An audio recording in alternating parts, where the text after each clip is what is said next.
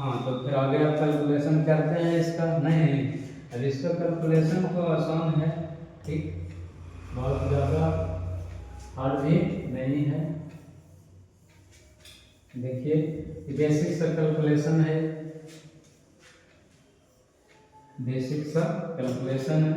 E net हुआ, जो E net है वो के बिंदु पर है, वो कितना विद्युत क्षेत्र है ये देखिए। अब के क्यू दोनों में नजर आ रहा है, कॉमन कर लेते हैं।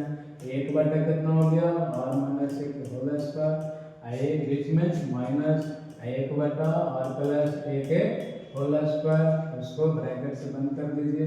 इधर हो गया के क्यू, इसको लघुत्तम आता है ले लीजिए, आर माइनस एक होल स्क्वायर आर प्लस एक होल स्क्वायर। अब मेरा सी मर गया, आई बच गया, तो मर गया जो मर ही गया, अब बच गया जो बच ही गया। बताइए आर माइनस एक होल स्क्वायर, अब के क्यू, अब ए प्लस बी के होल स्क्वायर तो आगे करता होगा, R square plus A square plus 2ab टू और ए माइनस, अब जो R square plus A square minus 2ab हो गया। नीचे में भी तो एक करता है ए स्क्वायर, इसको ए मान लेते हैं आर माइनस ए के whole square into r plus a के होल स्क्वायर। एक फार्मूला कुछ होता है, एक फार्मूला होता है आर स्क्वायर माइनस ए के होल स्क्वायर एक होल स्क्वायर। ये सब फार्मूला बेसिक 8 से 7 में है, तो आप लोग भी देख के गुना करके भी कर सकते हैं कि इतना आएगा, ठीक है, इतना आएगा। अब उसके बाद देखिए कि यहाँ हम माइनस से गुणा देते हैं, माइनस से गुणा दे दी, गुणा दे दो आपका के cube R square plus A square plus 2ar minus R square minus A square plus 2ar। अब नीचे में R square minus A square के होल स्क्वायर। अब देखिए R square A square power हो गया, आर स्क्वायर से R square power, A square से ए स्क्वायर पावर और एक पावर। देखिए इधर अब हो गया पावर। अब आगे लिखते हैं इलेक्ट्रिक फील्ड पे बिंदु पर कितना के क्यू, दुआ दू चार, चार ए आर बटा, चार ए आर बटा R square minus A square के होल स्क्वायर। अब जरा देखिए थोड़ा सा एक शर्त यहाँ लगता है कि हमारा ए जो था, ए डायपोल में जो ए दूरी है वो आर की अपेक्षा बहुत छोटा जान जल्दी बहुत छोटा ए है जो बहुत कुछ है छोटा, किसके तुलना में, आर के तुलना में। जैसे मान लेते हैं गंगा जी के तुलना में हमारा एक लोटा जो कुछ है, कुछ ना है, वही है यहाँ भी ए है जो आर के तुलना में बहुत एकदम छोटे है। तब जब छोटा हो ही गया तो ए स्क्वायर तो और छोटा हो जाएगा, तो ए स्क्वायर और छोटा हो जाता है ना, तो इसको लिखते हैं कि कहता है कि और मच ग्रेटर देन ए है, और मच ग्रेटर देन ए है, तो ए स्क्वायर लगभग कुछ हो जाएगा 0।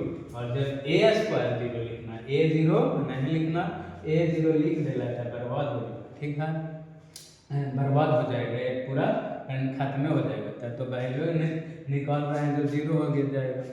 तो देखिए ए स्क्वायर 0 लिखते हैं तो के क्यू इंटू 4a और नीचे में ए स्क्वायर 0 लिख दीजिएगा, तो आर स्क्वायर में से 0 जाएगा तो कुछ R square whole power square.